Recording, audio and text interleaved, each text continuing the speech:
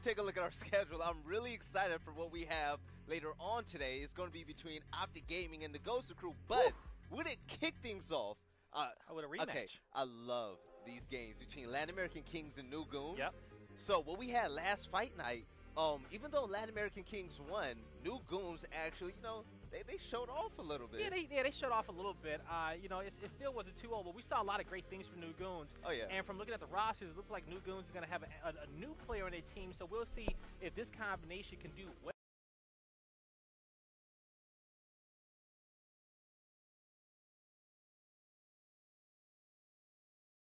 Tournament as well this weekend. So we're going to get this rematch again.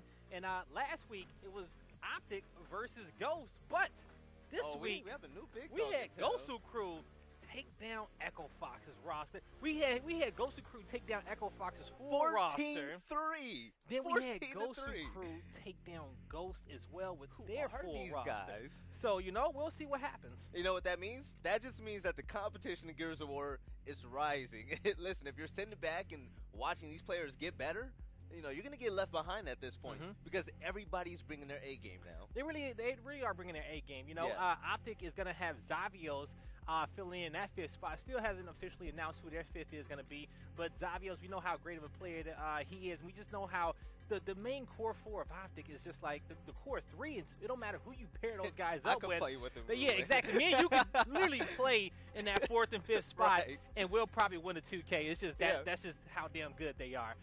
But we've had this discussion before. Who's ever gonna beat OpTic? Well, we're gonna see one of the first teams that beat them, Ronin.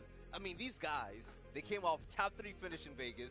They have Chaos, Adverse, Sleeper. These guys are phenomenal. And if you take a look at the Mad Bands and picks, Forge Blitz, Reclaimed, and Damn, this is gonna be a good one. This is a typical Latin American map set. I like to feel like. Maybe sometimes we get, usually the Harbor Foundation in there. Usually, we've seen them play before. But Forge, they love it. They love Damn. They love Reclaim. These are going to be great team match for these guys. And if you have been living on a rock, LatamKings is formerly Ronin of this season. Yes. Not with that org. But I just wanted to let you guys know that's the full roster is going to be competing under that name. And New Goons as well. We'll see what they can do. Well, you know what? I'm going to be honest. Can I have an opinion, a personal opinion? Yeah. So this is the difference between fight night and like hosting an actual desk is that you can have an opinion on fight night. Good. At the events, you control the desk. Exactly. All right, so I'm just going to say it. I expect LatamKings to run away with it. I mean, if you look at their history, their past, their resume, these guys are amazing. Sleeper, Adverse, I love them to death. We've seen what Chaos can do. But if I'm New Goons, it's kind of like, all right, we won that one map last fight night. But what are we going to do this time around now that LatamKings, figure this out? I want to see New Goons really step up and prove me wrong, because if they don't, I think this could be a 2-0. Yeah, you know what? It's just one of those situations where, you want to see the second and third best teams. Yeah. Well, you want to see all the other teams outside of LatamKings really pick up their game and really do work. Yes. In the European region, I know it's at least we got 2 teams, maybe 3 teams that can kind of compete with a lot of them. But even here, a lot of these guys are New Goons with some of the players from World's Best, and they came into tournaments. Cardia is an absolute animal. He's Crystallized, disgusting. He gets the work done like as Crack. well. Crack, don't you forget can't about forget Crack, because that's like the hardest soul of this team as well. Let's see. I'm ready for it. All right. You always hear me talking about the regions and how the skill has been improved, but let's see what New Goons improvements have made in the week. Here we go as we lock things down. New Goons against LatamKings here on Forge Blitz. We're going to see a huge battle up top as Flame was able to get the first blood on Monkey. So, looks like a 2v1 up top between Crystallized and the other guy right now, but they cornered him, they downed him with a pistol, and here we go. They have control of up top, and this is prime, Blaze, because now that they have this control room won, they can essentially look throughout the whole map and just offer Lancer Fire out about their teammates. And that's the beauty about that too as well, right? You got the control room, you got the height advantage, and most importantly, early on with no power weapons on the map, you were able to help your teammates and get those angles on top of this B hill, this neutral hill. So we see it's going to be in control of New Goons, but but you see Chaos breaking through and pushing through his opponent, reflaming. Now he's going to be on top of this B-hill, taking some damage as well, but he has teammates to help him. They're going to get their home hill. They're going to get this neutral hill as well. They're going to start to slowly pull away with the lead, but the domination is coming through. You got some guy working on top of this hill by himself, and that was Adverse trying to stay alive, but currently we got 3 members down of LatamKings, and it's looking like New Goons maybe trying to get aggressive for possibly a home hill setup. You know, New Goons, they show, you know, sparks of greatness, but one thing, Blaze, though, we preached about it before. We saw Reflame in a 1v2. He was trying to fight it off. He didn't have to when his team had the lead. How important is it to actually back up and hold your ground and wait for your teammates to come back when you have map control? It's very important, right? Because you don't want to get that control up. You want to take the best chance you have to secure the map control in all these positions. Also, if you got help coming, there's no point in taking 1v2s and 1v3s when you can just be patient, wait for 5 seconds, and have a higher success rate in those team fights. Oh, yeah. So, as we're taking a look, here we go. Crystallize capturing the second Hill Force team. They have a 2-0 Hill lead. And here we go. Domination coming through. If these guys hold up just for 2 more seconds, yes, they ran away with the first win of the game. All right. First round of the game. They put the first round on the board. But as folks, I love to say it, right? Everybody wins in round number 1. So don't be mad depending on who you're cheering for. You know what? Because everybody wins. And the reason why you say that is because now LatamKings, you know, they can set the champions, tempo. Exactly. They can put down any weapon they want so, now. I was going to say dual spots, Marx's. Also controlling the main power weapon. This is where I like to go for first. Up top, there we go. Boom, Marx. Okay. They say, let's get it down quick. Sleeper, go put work in, be annoying, have that pressure. You don't want to see Sleeper with it, man. The Marx that has 4 bullets in the clip, but it's very, very high recoil, high damage as well. Oh, yeah. And, you know, he's just so talented with all those support weapons, whether if it's Marxa, if it's Hammer Burst, whether it's Botox. And last week, we saw both these teams really negate control towers. They didn't want a lot of static up there. Right. They was not really putting power weapons. We saw the boom shot go down on top of the B hill. It was more so just geared, focused towards going for the neutral hill as soon as possible. But within the last 2 rounds, we're starting to see these engagements. But just like last week, the engagements usually happen, you know, in the first 10 seconds or so, and we typically don't see players kind of transition back up there without power weapons being there, and without it being a second rotation with the neutral hill inside a furnace in which that button controls.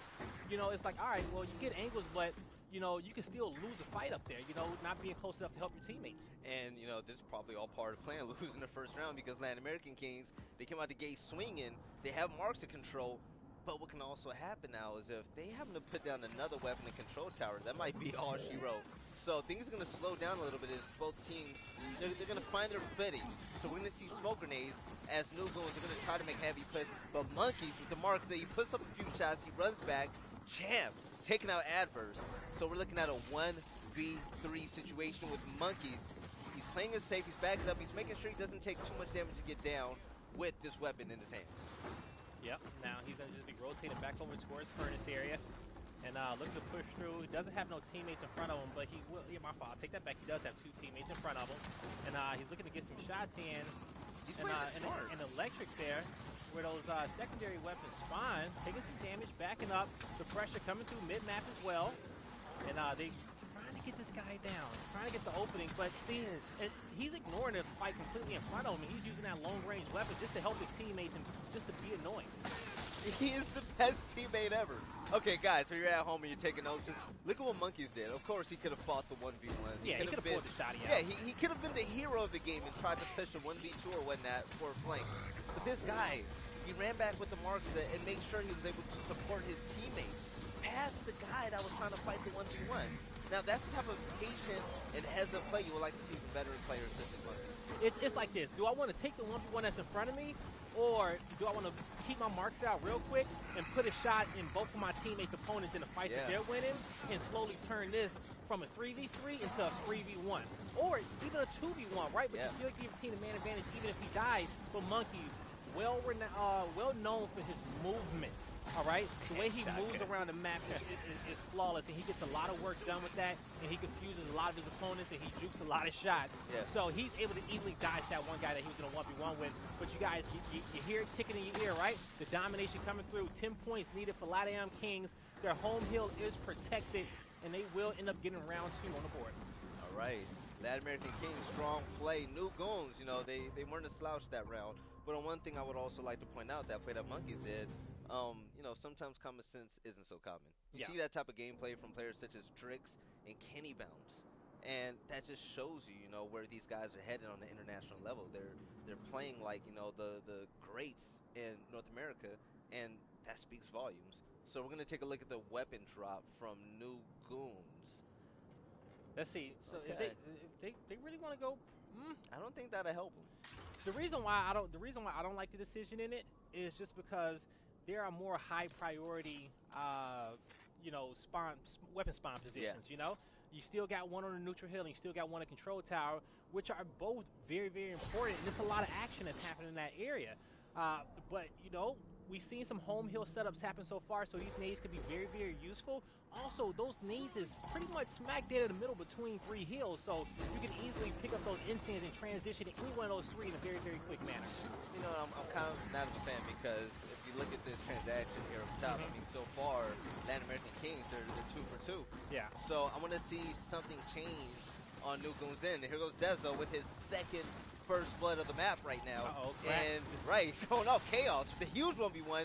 4 players down, 5 down for New Goons. So this is time for Latin American Kings to go ahead and advance to try to get either map control or the domination. They got 2 on top of C hill. 3 players rushing in. Might not be enough here we time. Go. Woo! Kobe Beautiful. over the top. Beautiful. Look at him just dancing in fire. Yo, stop, drop, and roll, folks. At least they know, right? If you guys don't know at home, there you go. You might not make it out every single time, but at least they tried to stop, drop, and roll. So wait, so who plays up top for Latin American Kings? Is Chaos and Dezo? Yes. Dezo. All right, I would like to point out, I mean, so far it's been 3 rounds, and Dezo, he's gotten 2 first bloods out of 3. And that's good. I feel like last week, he was off to a super slow start in this one. You know, I don't know if it was because I was cooking him in that King of the Hill before the game, but you know, they started off on a really slow start last week when he was playing. But he was still, you know, they still came out and won. Look at the kills. I just want to point out, Adverse, 13 kills. Second highest behind him, 6. Look at Crack, 8 kills, starting off hot for his team. Crack, the guy that showed off some highlight gameplay last fight night. I want to see more from him. I want to see more power weapons in his hand, and to see him really go off as an individual star for this roster. And I think you said it perfectly, right? We look at the LatamKings roster, and we can kind of pinpoint the stars on this team, you know. And but when it comes down to New Goons, I really want one of them to just kind of stand out more than the others, you know. But if you want to be honest, with the New Goons roster, some of the players that's on this LatamKings was the stars of those teams, right? Yeah. Was the stars on the 2nd and 3rd best Latam teams, and they just linked up together and, you know, just started, you know, that Ronin team was like, hey, okay, you can come over here. We're going to get rid of this guy. Oh, you know, you're super talented. You come over here, and we're just going to keep making this super team, you know? Yeah. So all the stars are on one unit. And, but this week, you know, we'll see if we can get some new stars emerging as well. I don't know. That was like a 22nd round play. That was a 22nd round. So, I didn't expect that. All right, so here we go. So I like that. LatamKings, they're finally going to get the M-bar placed up top. Now, you know, big kudos to New Goons. Like you said, it was a 22nd round, and, you know, I was up here talking about something else as they wanted, but, you know, they did that in a great fashion. But once again, they still was prioritizing these middle nade spawns, right? Yes. And they just let LatamKings put this M-bar up top with ease. So what I'm assuming is that New Goons don't mind if it's up there, right? Because they're going to have talented players with it as well. But let's just see what they can do with it and who's going to win this fight for it. All right, Dezenide. Here we go with his 3rd first blood so far in this game. Crack, full red, trying to make a play, but he was taken down and finished by Chaos. So with the M-bar in Dezenide's hand, Latin American Kings, they're off to a really, really good start. It's 4 players down for New Goons. Yep, and it was 2 down for LatamKings. We see the neutral hill is not in control of anyone. Still a tie game. This is a big 1v1. Trying to find an angle. Couldn't really hit that shot the way he wanted to. But his teammates are coming behind. But that also means that people are coming behind Champ as well. Yeah. So he's going to have to move forward and try to put himself in a better angle. But Chaos isn't getting the help that he needs in time. So it came a little bit slower than the help of Champ. But still, both players will die. And it's just going to be another 1v1 up under that underpass. Cracks controlling up top. Monkeys with the marks in hand. He's with his teammate, just trying to get at least 1 bullet in. He calls it out that he got some damage in him. The teammate finishes up that kill. We may start to see LatamKings try to play for this home hill setup. You know, we see a lot of 1v1s plays on the map. It's big and it's spread out as Force Blitz. There's not a boom shot on the map yet. How important is it to Wolfpack and also use map control to your advantage? It's very, very important. You know, if you can Wolfpack with your teammates, that's awesome. And you know, you always hear me talk about the buddy system, Bell. You know, find your partners. You know, look out for them. You look out for them. I'm just saying. And yeah, you can run around in twos. You know what? Even with twos, you can take 2v3 sometimes. Yeah. You know what I'm saying? If you got a 2v4, that must mean that this mad hill's open somewhere. You know what I'm saying? That must mean the rest of your team can push off somewhere and get a 2-cap depending on the map. And yeah, Wolfpacking is going to be very important at all times if you can do it. So here we go, 3-2 for LatamKings. We're going to look at new goons as they think about the next weapon placement. Are they going to put down a weapon or cancel one? It looks like they're hovering over switching out that M bar. We'll see if they want to switch out the nades or the support weapons. Yeah, they're just going to probably block out those nades in that one. No, so I can't be mad at it. That means that they're comfortable with everything else on the map. Initially, they put the nades down, but even with the M bar down, they said, hey, you know what, we like to fight up there. And also, even just to add on to the Wolfpack one more time, you know, sometimes it takes one player to say, you know, who's in the back lines, who's behind his teammates, to say, you know what, hey, I'm coming to help you. I got your 6. I'm rolling with you. You know what I'm saying? You need a player to be able to call that out and say, you know, hey, let's roll together and just kind of control the situation and be a leader in those small mini fights. All right, here we go. We're kicking things off here on round 6. On board with Des Knight. He sees Crack through the smoke along with Crystallize. He's going to go ahead and retreat. So that leaves Crack alone for the time being. Crystallize coming back. Crack is now backing up. They're doing a little bit of bait and switch. But Chaos with the shotgun now with the help of support fire from Des Knight. They were able to take out Crystallize. And I'm not sure why his teammate ran back. There must have been some trouble in the middle, but that don't matter. Yeah, LatamKings, you know, they're now up 5-1, and they're going for the domination before halftime. Well, I was gonna say it didn't matter, but the reason why it was a bad move because you guys had a 2v2 fight, and you really got to commit to that. But since his teammate lost down low, he kind of figured, oh, the trip cap's about to be coming in very, very quickly, and I need to get down low as soon as possible to try to help my teammate cap this B hill. But you also got to be thinking, well, if my teammate loses his 1v2 up top that I just left him in, then I damn sure ain't going to be able to cap this B hill. No. He should have committed to the 2v2 fight, tried to get the power weapon, and then try to make the plays down low and just hope that the timing worked out in their favor. Because the 5, 6, 10 seconds it takes for you to actually get down there and engage in the fight, I mean, you could have been done with the 2v2 already. So let's see if New Goon can go ahead and correct some mistakes that they had in the past to make a move. Crystallize threw off the initial smoke, and he's trying to make a play. No kills yet. 4-2 for LatamKings. Here we go. Cardio with the first blood on Sleeper. And here we go. Things are starting to heat up top as Chaos is down. He's finished up by Crack in the 2v1. Why? Ooh. Why? Wait, tell me why that's wrong. Why you got to go in one-shot range like that? You know what I'm saying? Why you got to walk up in Homeboy's chest when he's clearly standing out of open? Man. Why couldn't you just put a quick L into him? You know what I'm saying? Like... They had the angles. But you know what? It's players' tendencies because, like, it's habits, right? Yeah. Because you end up playing how you're playing in rank, and then next thing you know, you see a one-shot, and then you just start vibrating, right? It's like, oh my God, I need it, right? Yeah. I just need to hit the up A. I just need to walk in and try to get this. That's the problem with Gears of War, because the kills are so pretty that you always want to go ahead and get the pretty play. And they would have won that round if he would have kept his distance. Oh, I agree. Hands down. So, with the 2-1 hill lead for the COG team, they're now up 89-49. So they can go ahead and hold this 2-hill lead for as long as possible. They don't essentially need to go for the domination. But map control, staying alive in this using the buddy system will be ideal at this point. Hell yeah. All right. So we got 2 players. E-hill is going to be decapped. And folks, the beauty about halftime is that the control room is super important, just because the fact is that where this E-hill is inside the furnace for our new viewers out there. And if you press that button in the control room, you're going to see a lot of flames come down and kind of block this hill off about 10 to 15 seconds before anybody can cap it. So the button control is currently in LatamKings. You're going to see that guy is going to be in the tower to your left.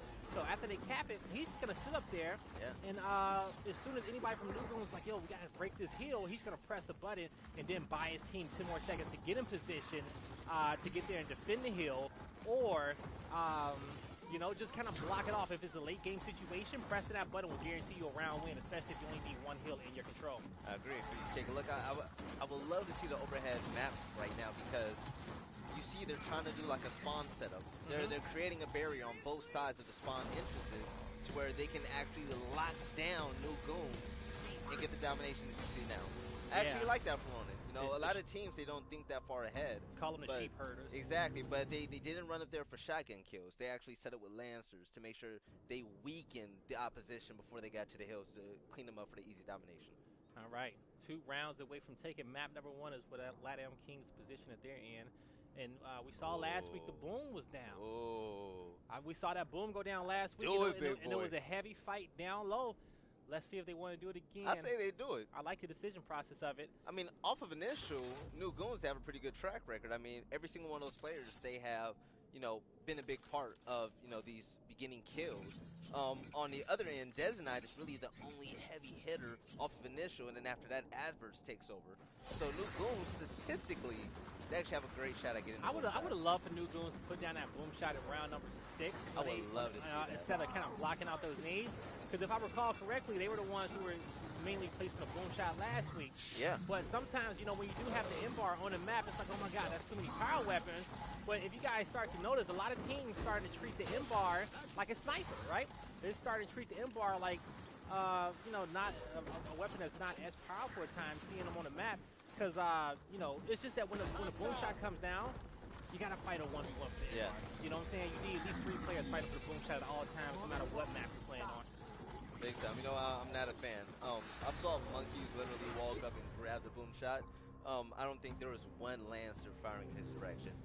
At this level of play, you should know where the boom shot is at all times, and you should know where people are around it. There should always be a gun pointed there just in case. The closest guy had a shotgun out. A shotgun. And that does nothing when a guy's able to grab a boom shot and just backflip. You know, big shout out to, you know, maybe the main slayer on LatamKings. Don't at me, but Adverse. Adverse is a dog right Okay, now. Don't at me. All right? He's a dog the main right slayer now. on this roster. Adverse with 22 kills. But, you know, when Adverse first joined the team, he was more so in a role like Sleeper is now, right? Yeah, he was in Sleeper's role. But now as this team has started to evolve since the last season, he is starting to be more comfortable, and he is playing his positions and where he wants. And that man is a savage. He is a savage. Call him El Jefe. Monkeys with the first blood. That's what I like to see. LatamKings starting off strong. Adverse able to get the down and the kill on Champion Lab before he was taken out by Crystallized. But the boom shot was picked up once again by Monkeys. His 2 kills are underway. Okay. Wow. Okay. 2 kills were taken immediately by LatamKings. So Monkeys with 1 more boom shot and a shotgun on the other hand. Let's see if LatamKings can go ahead and make a dominating play out of this one. Last week, New Goons had Involving playing instead of Champ the Lad, and so that was the roster change in which we're seeing this week. And so far, I feel like last week was a little bit closer. You know, I probably got to ask these players and ask, is Champ more of a sub, or was this guy, your official 5th, or was it more Involving? I would think it would be Involving, just based off his past experience. You know, he was formerly, he's playing against former teammates. You know, Involving just starring in the Latin American He's played community. with these guys on the opposite team. Yeah. No, Monkeys, you're better than that, man. All right, Monkeys with the self-destruct. He shot at Crack, but also took himself out. Cardia, the beautiful shotgun kill on Desinite. So 3 down for LatamKings, only 1 down for New Goons. New Goons with the advantage. I feel like Involving is like the Latin American Risk in a sense. Based off on how he gets treated. Yeah, that says a lot. Based off on how he gets treated, he gets moved around often. He does get moved around. But he always finds a way to stay at the top. He does. Always. No matter where he goes. Now, I'm not comparing rings, you know what I'm saying? We know that's Ribs 6 rings out there, you know what I'm saying? 6 guys. Shout out to Ribs. No, I mean, you're absolutely right. I've seen Involving just about everywhere. He's played for every top 2 Latin American team out there. All right, now, look at the scoreboard. LatamKings, with a 1 cap. Folks, if you're at home, just so you know, you cap 2 hills, you get 1.5 points if you're trying to keep track. Compared to 1 to keep you guys updated on that for our new viewers. So they can't win off of 1 cap just yet. They might be able to, actually. Yeah. It would be relatively close, yeah. So this is where, in these late game situations, if you can control the E-heal and also control buttons at the same time, that boom's going to be on the floor and it's going to be picked up. And this should be a new Goons round. He's going to have this boom shot. They're looking, ooh, so both home hills starting to get decapped. And so that's their home hill behind them. So now they're going to have to push forward. But the question is, do they want to get this E-hill? If Avers, I was going to say, could have sacrificed himself to cap that if he had a teammate behind him on top of that control room. If Avers plays this right, he can actually get a kill on Crystallize. So Crystallize with the boom shot. You know what? I was going to commend Latin American Kings because they actually did a 4v2 push to retake the Incinerator Hill. And it was extremely successful. Monkeys was able to get the boom shot, but, you know, when a dog is chasing, you know, a bone, he finally gets it. You know, sometimes he doesn't know what to do with it. Kind of Monkeys in a sense. So Monkeys has some tidying up to do with his skill and, you know, in-game IQ. But, you know, shout out to New Goons, picked up another round, 3-6. Yeah. Certain players should not use boom shots. Like, you know, it's certain people who I see who have these boom shots and they just be missing wide right. It is weird to me because it's an easy weapon to use. You just point and shoot. Man, point and shoot. I think my most favorite thing back in the day was just finding new boom shot angles, right? Just, you know what I'm saying? Just like, you know, especially even in when we used to play Execution, you know, just, you know, shooting boom shots on certain wall and getting kills with the splash damage, right? Yeah. I don't see a lot of players take shots like that, you know? Hell, if that guy's in Incinerator, I'm going to, you know, bank it off the side of the window and catch him with the splash damage or something like that, you know? Or, you know, you just point the boom shot one time and, you know, bait people's movements. But if you're on the opposite side of that, you know, somebody looks at with a boom shot, you just unload on them. You know what I'm saying? Yeah. Unload and, you know, try to catch him off in his own game. The one thing I will say, the boom shots were pretty much stronger back then because of slower movement. We plus also had splash 3. damage. Right. In Gears 3, we had 3 boom shots. Oh, yeah, you're right. So in Gears 3 when we had 3 boom shots, you just let them rip. No, yeah, I always say my first one is a random boom shot. You let 100% rip. because you know you're used to playing with 2 booms. That first one, I literally shoot it across map. Right. Oh, you gonna take out his whole team with that? Right. You're like, Chaos, come on, man, the round could be done with. So these guys are playing either reckless or just, you know, questionable. Beautiful headshot from Desnai. Desnai now in the 1v2. Dezo! Woo! I thought he was gonna do it to him, B. Back A? Trying to, you see? He got this, he got this. Little slight movements trying to control which way his opponent moves, yo. Right. With a little jukes left and right with that rolling run. But yeah, that nice first exchange. That first boom shot, we just let them rip. You know, yeah, every need to. Desnai, Sleeper, trying to make huge plays, unable to do so. Now all players are alive on both rosters, 5v5, with the 2-1 hill lead for Latin American Kings, who also needs one more round to win a map. They're trying to put it away with this lead. I mean, they can sit pretty comfortably, but these guys, you know, with the map control, with this extra down and kill on Crystallize and Crack, they can actually move in right now, blazing into domination. All right, here we go. Now, let's see. Gonna see Dezo trying to get some shots in on this guy. His teammate, they let Champ do it to him. That's one of those ones where it's just like, I guess he kind of had to push. Can't be mad at it. You know, you got to go for an over-the-cover shot, or you got to kind of curve that up A around the corner, one of the two, or roll back. If you roll back, he may get down, he may chase you, because you're rolling back into open area, so not much you can do there, even with the support of his teammate. Maybe just getting back closer to him, or something like that. But we'll see. Because the scoreboard, once again, you got LatamKings on the verge. They're going to be, 60 points away from closing this one out. And they do have 2 hills in their favor. So, Champ, he managed to pick up a kill on that one. I mean, if they keep just 1 hill for the remainder of the game, they still win. So, it's kind of to a point where, you know, the New Goons, they have to get a break. But they would also have to get a domination in order to win. Oh, here we go. 15, 25 points away from winning. They can do this. This is winnable. Yeah, this is, you just chalk it up. Okay. What's map number 2 reclaim? Yeah. Okay. All right. Yep, map 2. Big ups to LatamKings taking map number 1. Even though I had, you know, said that this is going to be a 2-0 for Latin American Kings, I always feel like New Goons, they have a chance. Yeah. And you know what? I feel the same way as well, because those players are talented. And, you know, you feel like, you know, after you play these guys so much, at some point, you know, a flip is going to switch where you're like, all right, this is the week. You know what I'm saying? I'm not losing to these kids anymore. Yeah. Okay, we played them week after week. You know, we know what their skill level is. We're not going to come out here and get cooked again. I agree. And they can match them with the skill. That's the part that kills me. But congratulations to the Latin American Kings. Guys, if you're an org out there looking for a sponsor. It's 2 teams on the board. Lucent. No, what are these two that we're watching right now? Oh, yeah, you're right. Yeah, Lucen wants to go to... I'm sorry, my brain isn't working right now. You're thinking EU. Exactly, I'm thinking EU. But yeah, so heading into map 2, I mean, what can we expect from this? I mean, just going into Reclaim, right? So some of the most important things that we need to look out for is that just one, the big team fight in bowl. Do these teams want to favor that more? Yeah. Or does your team more so favor to fight down low and bottom barn? Both these teams are going to have to make a decision within the first 2 rounds of where they want to place this boom shot. Yes. Because the boom shot does need to go down on this map. It's either going to go down bottom barn or it's going to go up top and bowl, and that's really going to dictate where these team fights move early on. So what I want to see is that both these teams stick to their guns and whatever their play styles may be. Yeah. Also at the same time is that with both these guys, they want to favor those support weapons a lot, right? Because you got different preferences as well. I agree. We'll see what ends up happening. I want to see if Ronin wants to decide if they want to go into that bowl and go for that engagement or go down into bottom barn. Yeah. But like I said, round number 1, everybody's a winner. We'll end up seeing who wants to put the weapon down, who will end up putting the weapon down. I'm going to stick to my guess, 2-0 for LatamKings. I want to give a big shout out to Dezo. Actually had half of the first blood kills in the first half of map 1. But before we head into map 2, we're going to learn a little bit more about LatamKings. How have I grown as a player? I think I'm more unselfish now. I used to be like tough with my teammates before.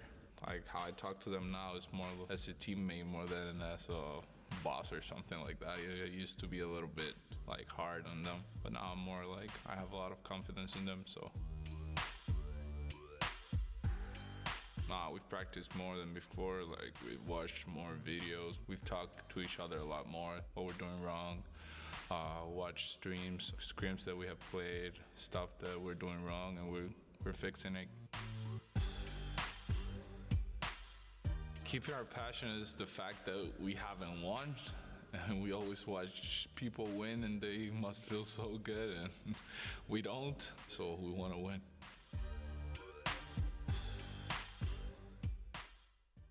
All right, welcome back. There's one thing that Chaos said. Yeah. He said, I used to be hard on my teammates, but he's learned to actually work better with them. Well, Chaos, you're a better man than me because I was mean as hell to my teammates. But you know what? It works for LatamKings because as you see, they're the top team in Latin America. So heading into map 2, I want to see what Chaos and his leadership will actually bring to the table. Yeah, you know what?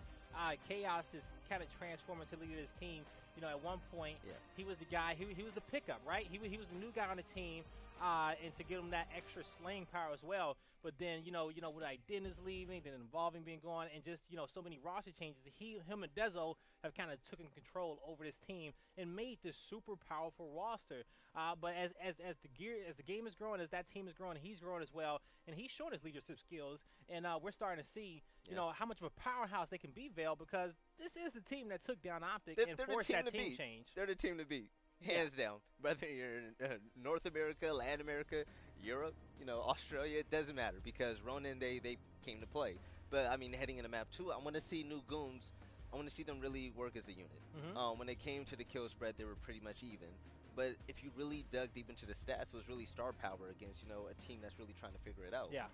Whether it came to initials or just dominating, mid-map on, you saw Adverse and Dezenite just take over. They took over. But on new goons we've seen what Crack can do. We've seen what the rest of them can do. The question is, can they actually flip that switch and become the team that we see day in and day out here on Fight Night? I'm curious if these teams have like a weapon drop priority list type of thing. Hands down. You know what I'm saying? I want to if it's a weapon drop priority list within the first 3 rounds of the game, what they need to do to be successful in the long run.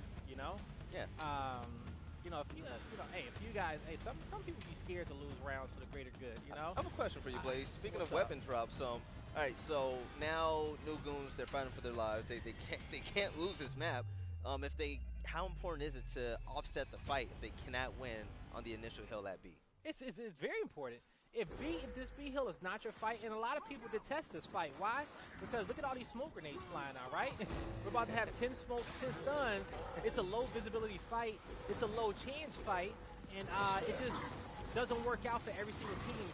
You have to be damn near flawless off the break every single time, from placing a smoke, from up A to have consistency in that bow hill, and for everybody who plays, sometimes it does not work like that.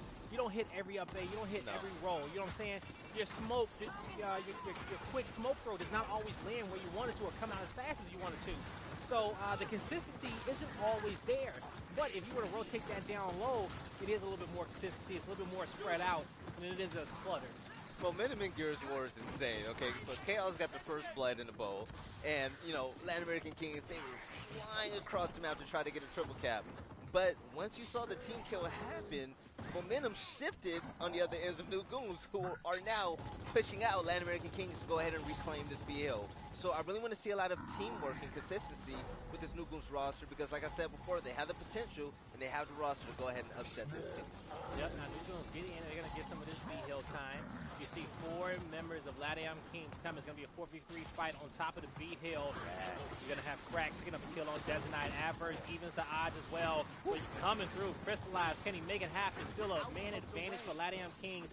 Here comes reinforcements for New Goons now. With Crystallized full red, you're going to see Reflame start to get towards Apples and try to make a move to wrap around. Crystallized trying to engage and draw some fire, draw some eyes to probably make an opening for his teammates off the flank. But nobody is going to be back there. New Goons does get back into a corner. LatamKings controlling the 2-cap. Latin American Kings are just way too strong right now. They are titans in the Latin American world, and they are dominating this B-Hill, holding off New Goons wave after wave as they continue to try to push in. Crack, able to get a headshot, and this is their chance right now to go ahead and get this B-Hill. So the question is, can they utilize this 2v1, 3v1 scenario to go ahead and clutch it up?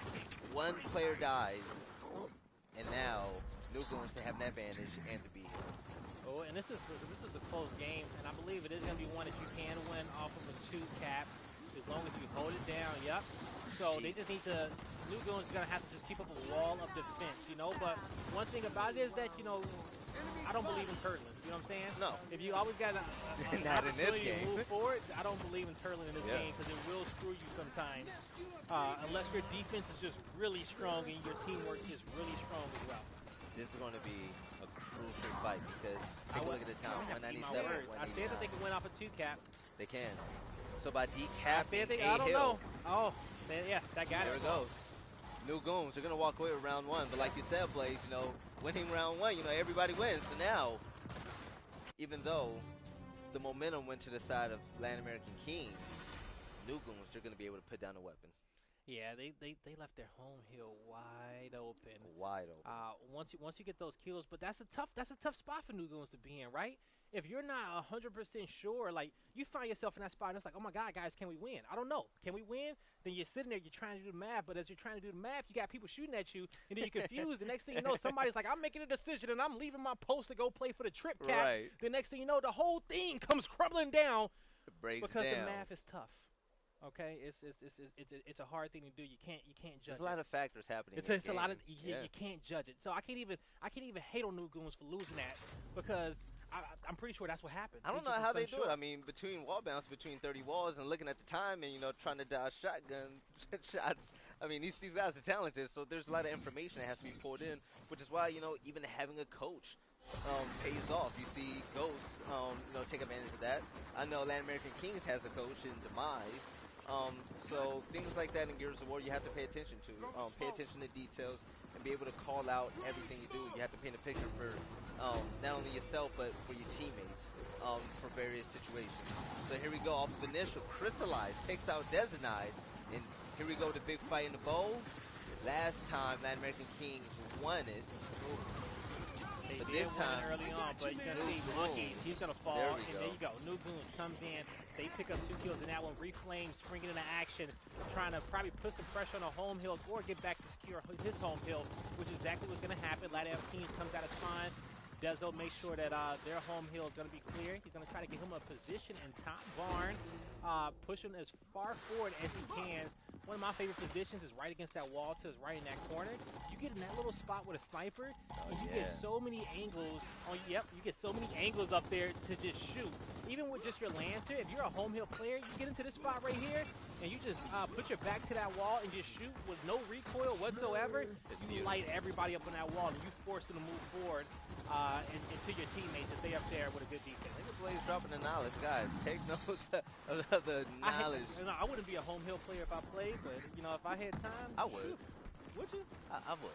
I love it. Yeah, you know why? I like the 1v1 experience and being able to support my teammates. I'm a team player. I'm front three spawn certified. Oh, right? really? Oh, you like that? I'm front three spawn certified. I need to be in the fight. Oh, so you evolved since we last played together. I was man, you ain't played in years. So like, you missed like 3 games. You was out there living life. You missed like 3 titles in a sense.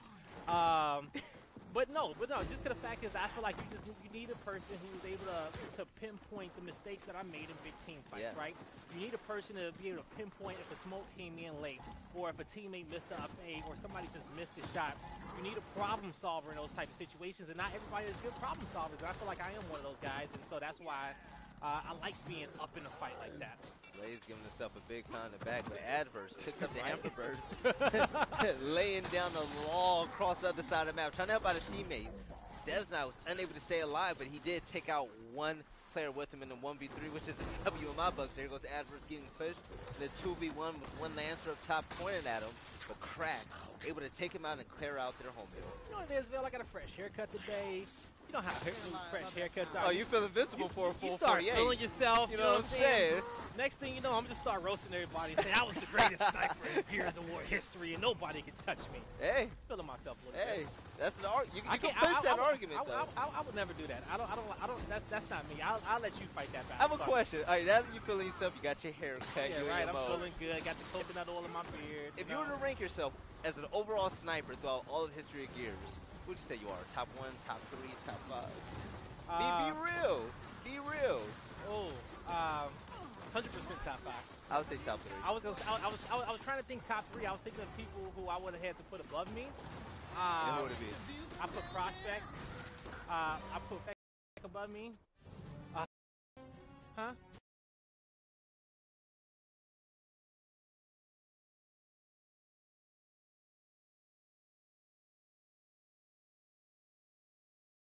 Prospect? I put him up there. Like me and Shane go at it a lot of times, but you know Shane got he didn't get me. I would say overall.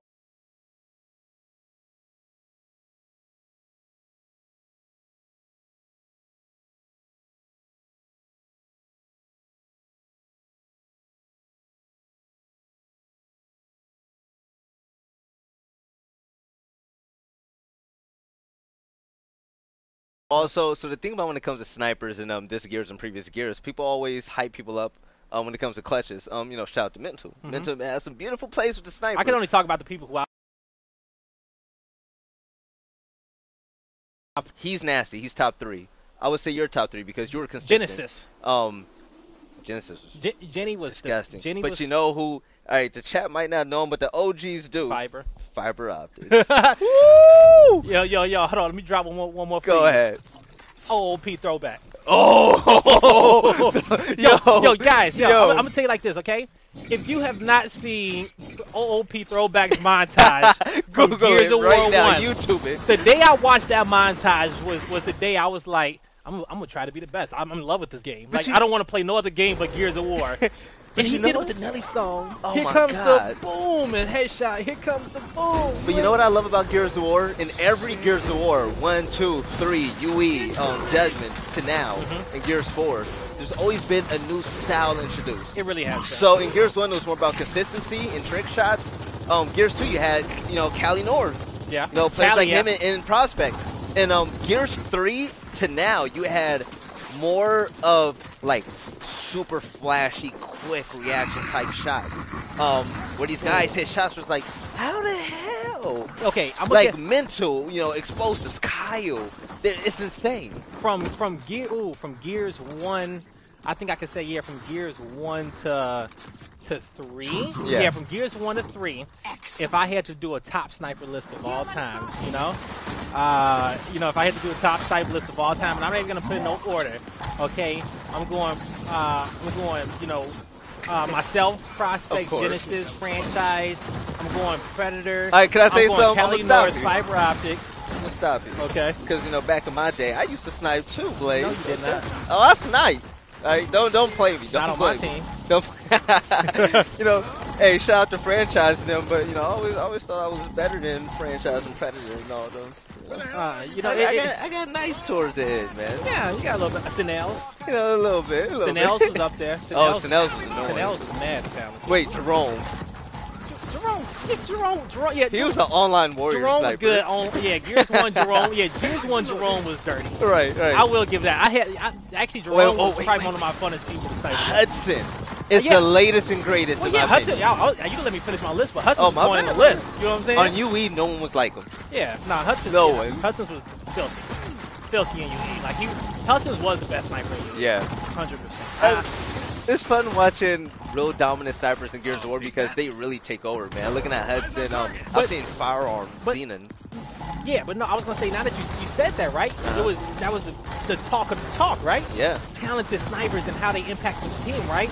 They were a hot commodity, and any team that had one was a top team, right? I agree. But in Gears 4, you don't see that no more, right? No, you don't. Because it's based off the respawn and how fast-paced the game is. Like, we've seen some great plays with it, but you almost would be idiotic to have snipe out 24/7 on a map like on a game mode like Escalation. Effect. You know what I'm saying? It never had an everlasting. Yeah, exactly. Like when we were playing Execution, you know, you pull out the snipe. That was the one thing about especially when it came down to the snipe downs, is that in Execution, loving is, you know, in Gears 4, you know, we show the love to the movement players, the guys who can, you know, the more versatile players and how quick and great rotations and decision making. But I would say the biggest role in Gears 4, I mean, in any game, you would like to say in-game leader, but I feel like in Gears 4, in-game leaders are the biggest role, because when you look at the in-game leaders that we have, such as Franchise, Explosives, and the rest of them, these guys are not only smart, but they're really damn good at what they do. And I agree with that to the fullest. Chaos, you know? That's why I always told people, I said, some of these teams will benefit from a player like Terra, from a player like Shane. Oh, Terra. He's also on the list, too. I forgot about T. Yeah. But, you know, but some of these players will benefit from people like those, like the actual leaders, who control the team and let them know that I am the team leader. You know what I'm saying? Yeah. This is what's going to happen. I'm going to set the tone, and when they say something, it goes as law, right? And you don't see a lot of respect like that with players these days, where if your in-game leader says something like, you know, you got to be able to, like, follow him into battle type of thing, right? You know, he's in those positions to make the decisions because you don't want to be in those positions to make the decisions, right? Somebody got to do it. And I feel like it was a lot more respect in those type of situations like that. But even those players can come back and have mediocre skill and still have a great impact on a team with more skillful players. I agree. I really like the new age in-game leaders because unlike the in-game leaders back then, and you know, I was an in-game leader, I would admit the guys nowadays, they're so much more skillful. Yeah. They lead by example. Damn, crystallize? Stop. Okay. Stop. I was gonna say, show off a little bit, boy. But yeah, the in-game leaders today, I mean, they lead by example. I really love Cal on Echo Fox in Season 1 as in-game leader. Yeah. Explosives. Ooh. Dang, crystallize. Okay. Crystallize. 2 kills to the inbound, going for the third. Domination coming through. Yeah, that was a healthy little discussion. But hey, here we go. 2-2 tied up. Round 4. New Goons, LatamKings. Let's Here we go. All right, let's take a look. Let's take a look at the weapon selection process, and kind of see how it's going. But you know, those are the talks. Those are good talks right there. No, they are. It's good to talk about, you know, those things. It is. Once in a... But so both these teams are enjoying their fighting bowl. Nobody is even thinking about changing it. No. You know, they're enjoying what's happening, controlling the map. Also with the M-bar, the M-bar is going to be more in when it comes down to the Latin American region. Yeah. You know, that's one of their top weapons. You know what I'm saying? That's their favorite thing.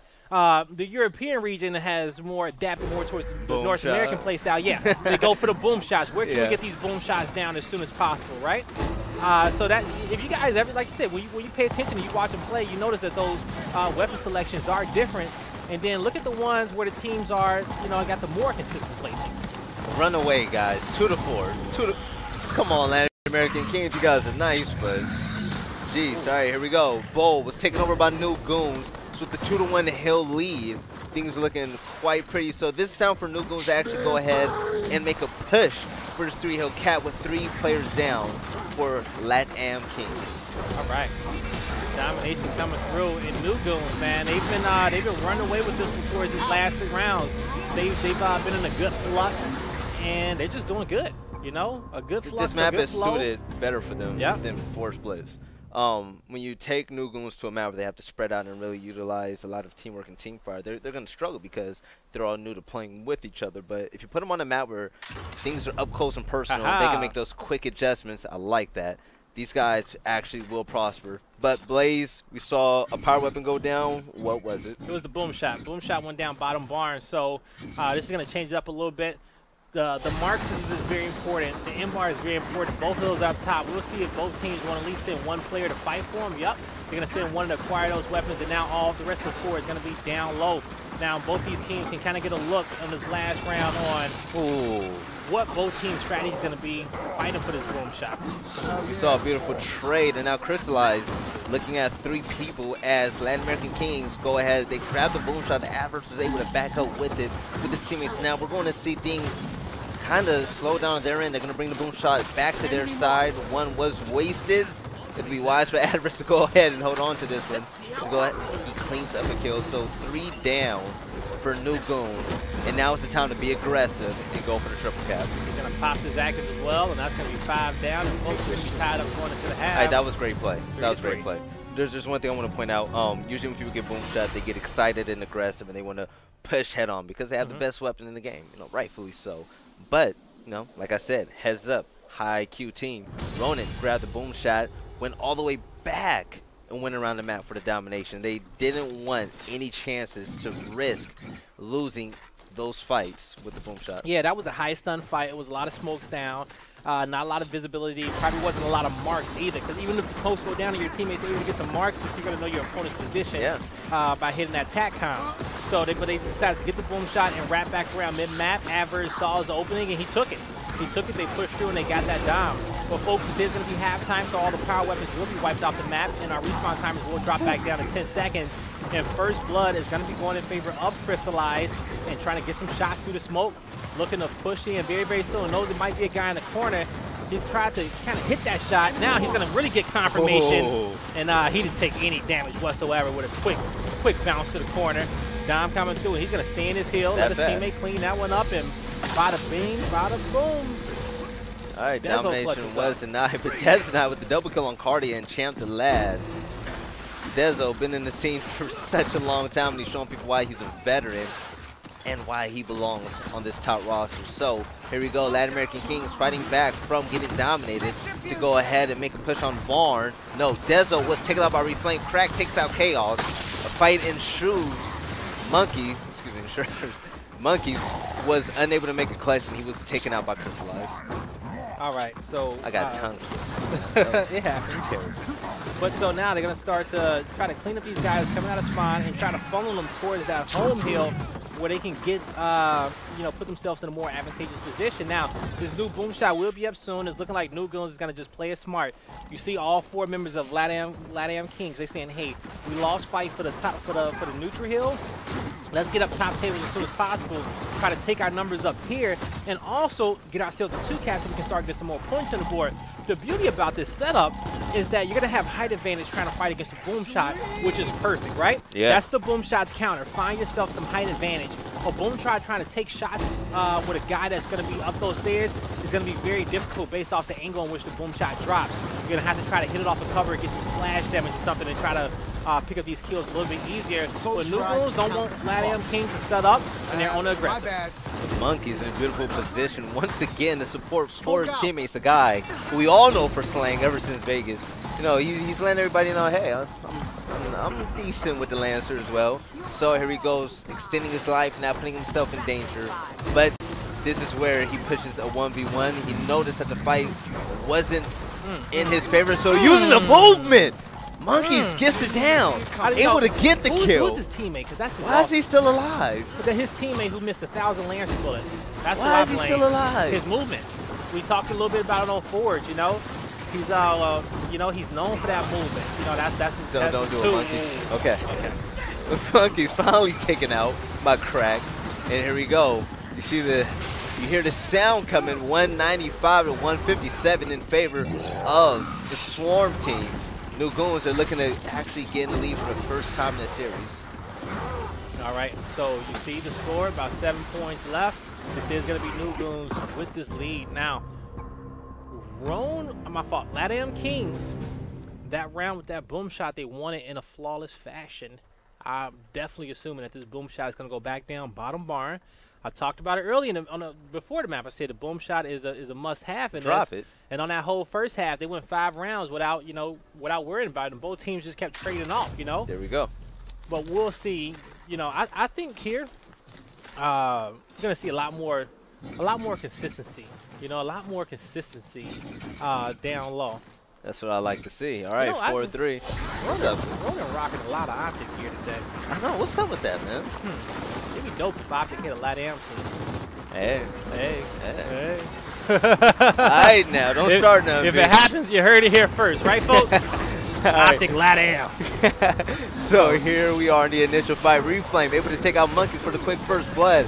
Now with the smokes out, gunfire is being shot. All right, adverse. Taking out Crystallize. Sorry, I was unable to read that. But 2 kills straight from New Goons. New Goons actually slaying extremely well on this initial. Boom shot will fall in Crack's hands. And it's time for Crack, the superstar on this team when it comes to power weapons, to make an advancement and try to extend this lead to try to go 5-3 by getting a domination against LatamKings. Now, he puts the boom on the corner. That was a nice boom. Yeah, because one is he's going to put damage on both those players, but most importantly, Monkeys has to roll left or right. He rolls left. I like it. He rolls into a teammate. He rolls right, he's going to die. So. All right, he's holding on to this boom shot. He knows that he should save it for, at least a double kill, which he did get. Unfortunately, one of the kills was from his teammates, so he picks up a meat shield to extend his kill streak. He drops it, brings out a shotgun.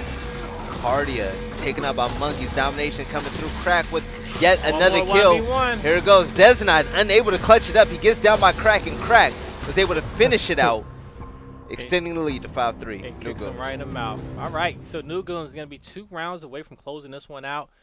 Let's see, what does LatamKings want to do on this placement? But if I make a good guess, it's going to be Marxist for Sleeper. There you go. All right, we go. Put it down for him. Let him get that in hand and try to help him out. But even with New Goons having a 5-3 lead, LatamKings, they lost 2 rounds, but they got the 2 most important weapons on the map for their team and their play style. So we're about to really see their true form. So actually, I think this could go down to around 13, or LatamKings may just run away with it. I'm going to say, New Goons, they've been extremely impressive so far off the initial fights. Taking the first blood often. Champion Lag goes ahead and he picks up the Markza with the smoke up. Nobody has touched the boom shot yet. Monkeys with the headshot on Crystallized Adverse. Taken out. Boom shot picked up by New Goons once again with the foul boom coming out. Listen, guys, hold on to these shots. These booms are important. So here goes Crack. Pushing a 1v1 with team fire coming from his teammate. They were able to take out Monkey. So with the boom shot in their favor, it's time for New Goons to go ahead and show out a little bit. Yeah, there you go. Just trade out that boom shot, put it in the player's hands, who gets the most done with it. So you see the 2 cap in favor of New Goons. I like it. I said that, with those 2 last round losses for LatamKings, they got their 2 weapons that they wanted. They got the boom shot, they got the Markza. And we'll see what their true form is. Dezo gets up top barn. Wall cancel comes through. Sleeper up top with the headshot from the Markza. You want to do another one? Woo! No, don't. He's like, wait. Pulls out that pistol. Accuracy. And there we go. That's difficult. I'm gonna be honest with you. I still can't even shoot a Markza straight. It's so hard. You know what? I haven't had enough reps with it to be. But every time I pick it up, I feel so slow with it. I just feel like I don't know what I'm doing. It feels like I'm playing Gears for the first time. That's definitely one of the hardest weapons in the game to master. The guys that use it often, these guys are mastered. All right, so the domination coming through for LatamKings. They're trying to clean up some kills right now. The home hill for New Goons seems to be trouble. So I believe they made setting up for another boom shot. They made the decision. They committed to boom respawn. Yeah. So this is also awesome too. For the new guys out there, right? If you're gonna decide to do a 2 cap, right? And you say, all right, let's set up. Don't go back and set up on your side of the map, right? For a 2 cap, you have to control your opponent's side of down low as well. You need to be as far forward as possible, where you have a complete control over this barn. All right, with the headshot crystallized. In the 2v1 situation is Chaos. Chaos trying to hold his ground before his two teammates come out of spawn to help him out. So with the smoke out, he's getting hit by both players. He was unable to make a clutch. Champion Lad takes him out with the chunk and a boom shot in the hands of Crystallized. So now, with the boom shot in Nugoon's hands, this is their time to capitalize. They have to push up, take advantage of what they have, plus their numbers. So with the first boom taking out Dezenide, take a look at the time. They have to go for a triple cap in order to win. Oh, overhead map. I want to see if we have any sneakers. No, this is it. No, they're all in spawn. Yep. Okay. Nugoon's looking impressive, man. Ooh, getting in, but nobody else can get in time. Dezo's kind of slow on his reaction to get over there. He took like a wide angle. I didn't think he was trying to. Yeah, he was just wall bouncing around in the back. I hate that though. Like, don't give up, man. Well, yeah. Like, don't be LeBron. Be Kobe. Even for me, even if that domination is like, you know, if it's about to go, I'm still running straight for that heal. You know how many times we've seen players choke on certain things like that, where they thought they were capping and healed and they step out? Yeah. He steps out 1 second, that whole thing goes back down, you know? Oh, yeah. It's like little mistakes like that happen, and if they do, you want to make sure that you're in a perfect position to capitalize on that. I agree. You know, so not everybody's perfect, but, you know, you got to make sure that you play 100% all the way till it's over. Nugoons, 1 round away from tying things up, 1-1 in maps. Question is, can LatamKings go ahead and make this comeback? 3-6, I'm not going to say it's unheard of. We've definitely seen it before, especially on this map. But can they find their footing? Because what we see off initial, you know, hopefully not here, they struggle. Nugoons, they've caught heat. They've been able to take advantage of these kills for that boom shot. Alright, so with smoke grenades out, Chaos getting the first blood on Reflame. Boom shot was picked up by Crack. Nugoons, once again for the 3rd time in a row, picks up the boom shot. And here we go. 1 player down on LatamKings, which is Dezenide. Reflame down as well for his team. This is where things get interesting. Boom shot is in the hands. Okay, no one has it. Nah, Crack. It's right there on his back. Yeah, It's on his back. He had it out. He just put it away. And so you see the push coming in. Cardia goes down. I don't think he had any more booms. Adverse did it super aggressive, even off a miss roll. I was going to say he almost stayed alive. Yeah, his teammate wasn't able to save him in that one. So, but he did drop his Lancer. So I'm wondering, does he still got 1 boom shot on his back? Yeah, he got 2. Yep, there you go. My fault. He still got 2 on his back. I apologize. There we go. So you know, mad props to that play on not pulling out that boom shot on that kill for Avers. He kept it on his back, and he was like, "Yo, I'm just gonna fight here for it." You know what I'm saying? I'm gonna fight. I don't want to use these 2 boom shots. I'm not gonna get anything from it. You know, but just playing his life. Yes, 1-1 hill, soon to be 2-1 hills in favor of Storm Team Nugoons. This will give them enough time to catch up. I'm saying about 15 or so seconds. Boom shot. You take out Sleeper. Crack unable to get the double kill. Taken out by Adverse. Adverse full red.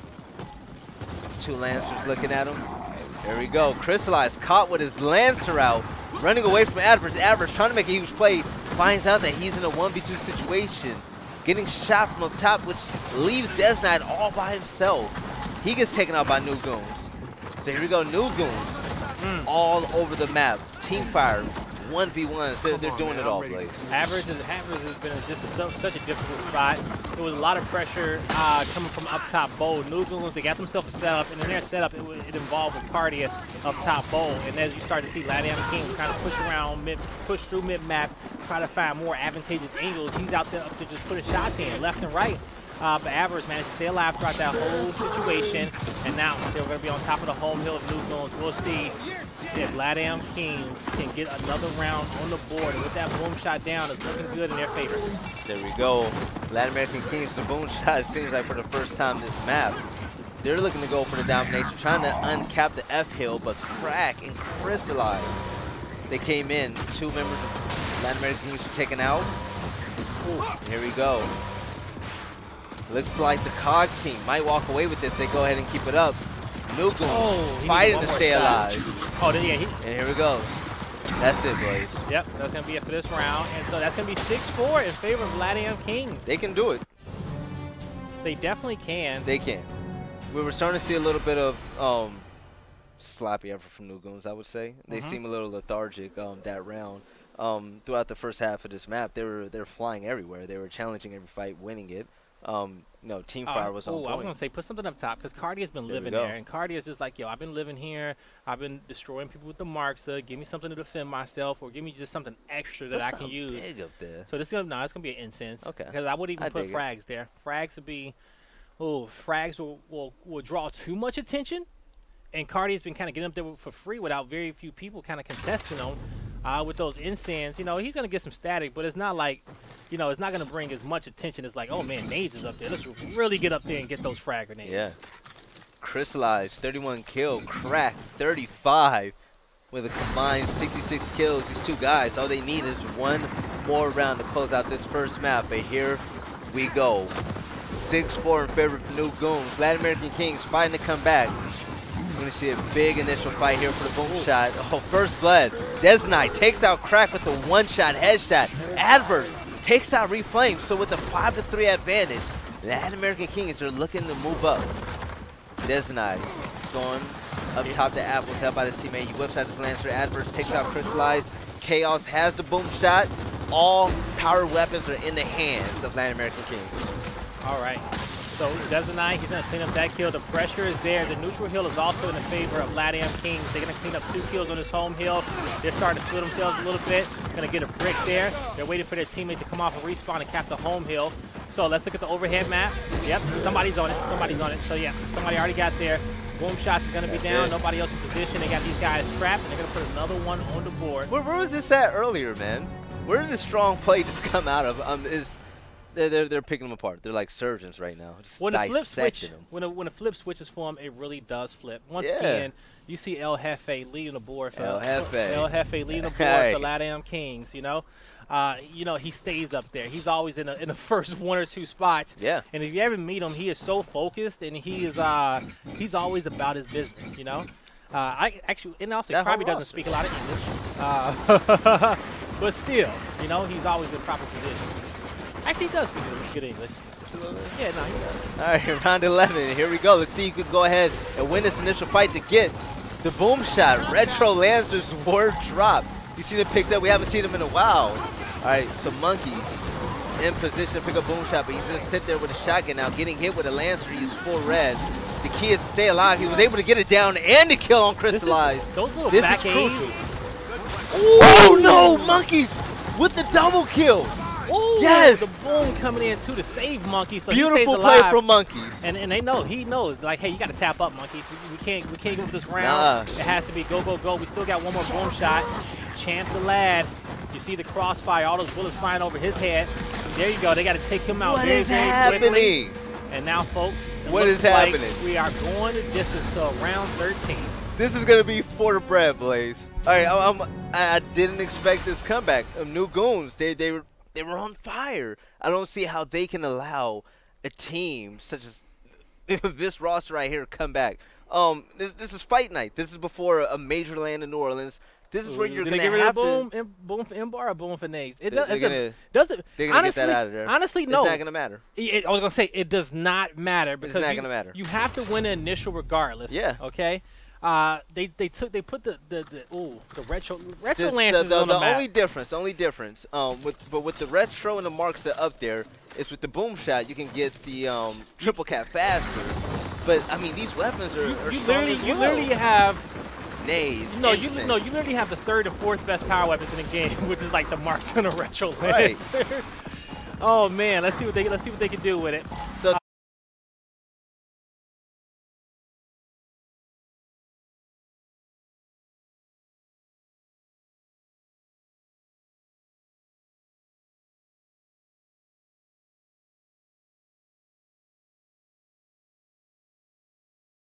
away and did not force that fight. So what Sleeper did is that he kept the momentum and he kept the momentum in his team, so to speak. Right?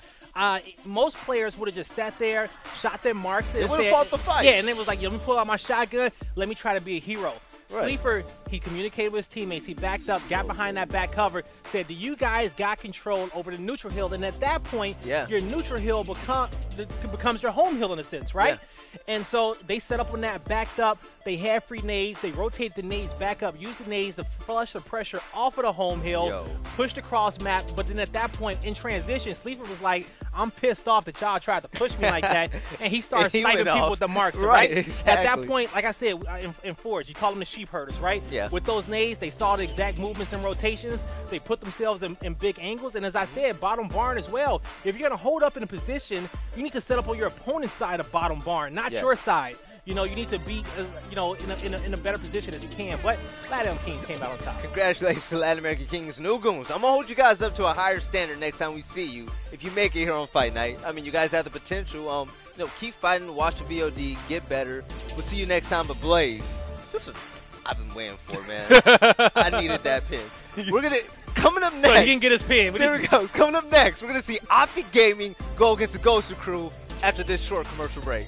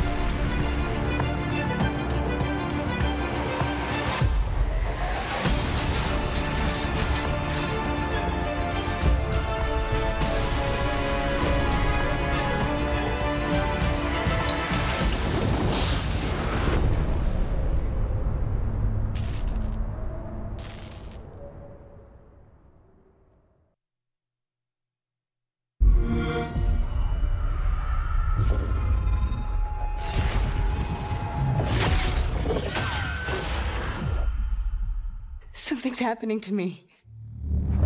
For months now, I've been having these dreams. Nightmares.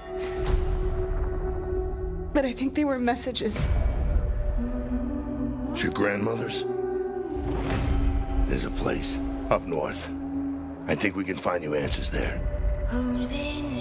Where are we going? Back to where it all began.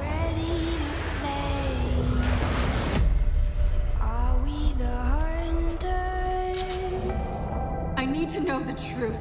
Or are we the prey? She'd never be our enemy by choice. I know that. But what if it's not her choice? The necklace? That's a locust symbol. I want it out of my head. I want it to stop. Katie. Mom! Cut me close. Please.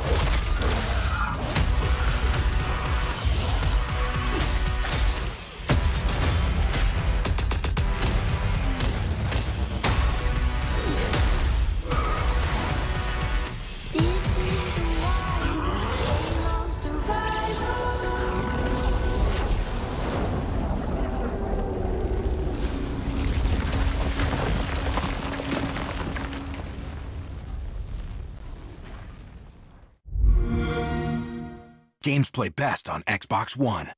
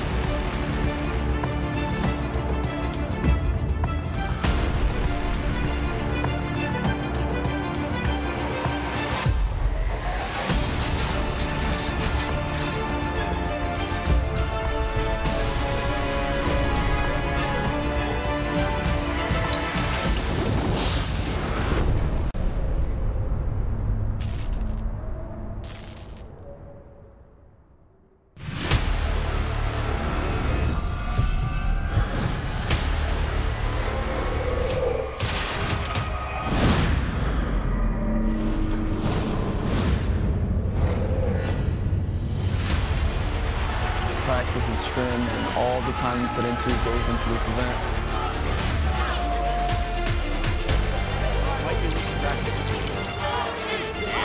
There you have it, ladies and gentlemen. Splice do it, and they do it in style. Make his day.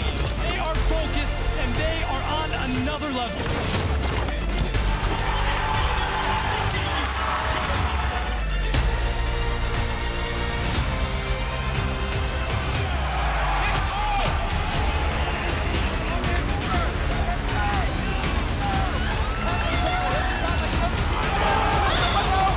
They get the neutral at 209. Are you serious? Welcome back to Fight Night, guys. Listen, if you haven't gotten it yet, make sure you get your tickets for the Gears Pro Circuit in New Orleans, July 13th through the 15th in Blaze. Why is this event going to be so special? Because we got Gears and Halo in the same building for the first time after 10 years. It's been like 20, man. It's been too long, man. Way you know too what? long. I couldn't even grow a beard the last time Gears and Halo was in the same venue. Well, we're going to have a building with Mental, Washi, Golden Boy, Blaze, just the greats everywhere. Actually, I had something else, too, where they was in the same venue. It's been a long time. Damn, a lot has happened. No, seriously, man. Welcome back once again. I'm your host, Billy. I'm here with Guy Blaze coming at you live. But, Blaze, we have a big match coming up soon. Yeah. OpTic Gaming against the Gosu crew. But OpTic Gaming, they do not have their full roster today. You want to tell them why? Well, no, it's just that they just missing a player. Explosives, he can't play, so they're just gonna be playing with a sub. So it's that's not just any sub. Listen, this guy is. hold on. Let me. Hold on. This guy is not just any sub. That's okay? just any sub. This guy has came out. Okay. He got championships under his belt. Okay. He's been cooked some of the top players in the game, such as the likes of Kenny and Icy and Kyle. Okay, this guy is one of the most underrated players out there in the world. And his name is Ashes. Ashes. Woo, what a legend, man. So OpTic Gaming will be playing with Ashes in place for explosives and also their sub Sovios. But also on the other end, the Gosu crew. Listen, Gosu crew. If you guys happen to lose this somehow, Ashes has cooked some people in his time. Exactly. He didn't got his check. You know what I'm saying? Oh yeah. He didn't collected his money, so he didn't did the damn thing before. But he still plays here and there, so you never know what's gonna happen. But that would technically mean that Gosu crew is your 2K champions. They should be. They will be. You're right. Okay. They will be. Yeah, they're gonna be your 2K But what we champions. see, they better go completely off. But we're gonna look at our map bans and picks. Lift, Foundation, Forge, Blitz. I kind of like this for the Gosu crew. Yeah. These are all team-oriented maps, and the fact that you are a full team going against a team that's playing with 2 subs, you should win. Lift and Forge kind of caters to the Gosu crew's kind of methodical and fast play style. Foundation is going to be, usually if you got a sub on your team, you want to play Foundation, right? If you got a guy, because that's going to be the map that's going to be easiest for him to make those rotations and learn with you, rather than playing on a map like Lift, for example, where rotations and teamwork are key, like Harbor as well, right? If I got a sub, those are the maps I want to go to. I want to play Foundation, Reclaim the Dam if I got a sub on my team. And you see the goons on your screen. I have a question. For the last 3 fight nights, the Gosu crew been here, correct?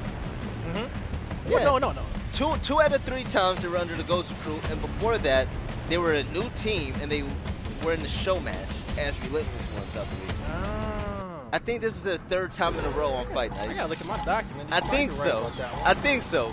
Either the 3rd time or 3 out of 4. All right, but here we go. We're gonna kick things off. Man, if we ain't, I want to see Ashes.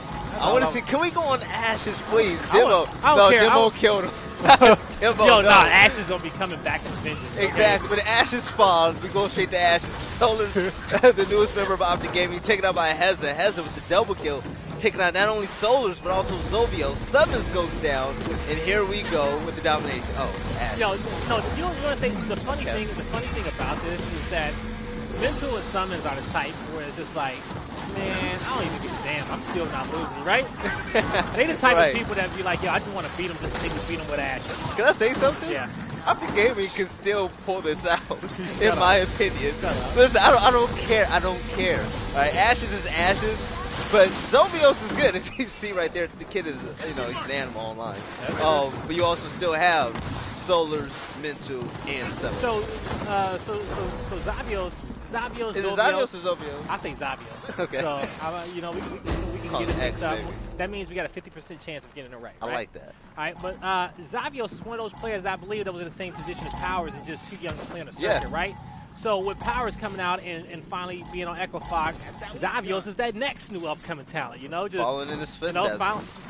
Found out when the birthday is, folks, because then he's going to be out here on the circuit turning some heads as well. We got a whole new generation of Gears esports players on the rise as well. Players are getting better, players are falling in love with the game, and they're learning. So don't get complacent, everybody, because there's a lot of people out there who are hungry for that top spot. Speaking of players getting better, we saw Echo Fox's full roster, and they lost 14-3 against the Gosu crew roster. Yeah.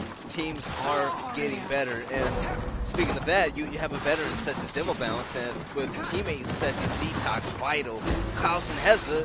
I said it before when they first appeared on Fight Night. This is Demo's best team so far. You want to know? You want to tell you what the key to Demo's success is? What? Clout. I wouldn't disagree. Clout. Because on Gears 3, they were one of the best teams with Clouds. Yep. On Gears 4, they were the first team to beat OpTic. Yep. And then now look at them fighting. Yep, they're back together. They haven't been playing together since then.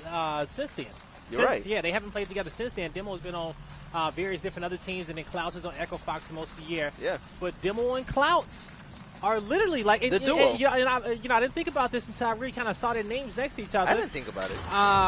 They are good for each other. They have they have the same personality. They have the same fire, the same energy. And Demo is somebody who has a lot of hype and very passionate. We know how energetic Clouds is, right? Clouds doesn't lose that hype. He doesn't lose that passion. And he's also one of the ones who can keep Demo in check. You know what I'm saying? Yeah. Also, vice versa. Some players respect what other players say more often. So these guys, they're good together, and that could be Clouds could be the reason if Demo wins an event this year. Shoot. Hey, you think Demo could get that far? Hey, we've seen them. They keep making it to these fight nights, and they keep showing us how talented they are. All right. I guess we'll see soon, right? Heza flirting with danger, ran on the platform, got the attention of two OpTic members before he ran back, but Detox getting a kill on Stubbins, Vital getting taken out by Mintu, and here we go with the team fight. Heza in the 1v2 taken out by Ashes. The legend of Ashes. He said, get off hungry me. for blood. Yo, he said, there he goes. Back. Get him, Ashes. He said, Solars, I got this, man. Ashes came to play. He came in with his green shorts. Yo, he got the OpTic. He got the OpTic crash ball skin. Look at him. He ready. Yo, looking like looking like he's coming off the sidelines, like ready. Yo, coach, yo, Ashes, get in the game, get in the game. Oh, yes, my time to shine, yo. Can Fatal do this? He been sitting on Ashes been sitting on the bench waiting for his time to shine for so long. Got put in the game for the first time. Like, all right, what's next? What's next? Where's the rotation? I'm ready to call him MVP. Listen, the guy knows the game. He's just sitting behind the best team in the game. And if we want to be real, go ahead. Ashes should be able to come in this game, and these guys should not be able to lose a step. That's why I said OpTic, they still have a chance to win. Yep. Ashes should be able to come in this game and be the same in-game leader that Explosive is. Ashes putting shots on that. Oh, like this is when I wish we was able to do Astro listenings online. Yeah. Because your coach should be just as vocal as your in-game leader, right? Your coach should know every position on that squad, every player's role. So in opportunities like these where he has to shine, he even if he's not shooting straight, his call-outs are right, his rotations are right, his numbers are right. Like, I'm just saying, and Fatal could do the same if he needed to. If Fatal had to. What? Hey, Fatal. No, I'm not disagreeing. I'm saying, hey, I might want to see that. Fatal, besides being esports coach of the year, self-nominated esports coach of the year, he is the best Gears player out of all the other esports coaches as well. Better than Affinity? Yeah. Ooh. Hold on. Cat, you better tell your mans what just happened. I'm thinking about it. I may have spoke too soon. No. That actually be a pretty good answer. I may keep the answer the same. I mean, history aside between both players. If I had Affinity and Fatal has a better resume. Burger's not in the question. Ryan's not in the question.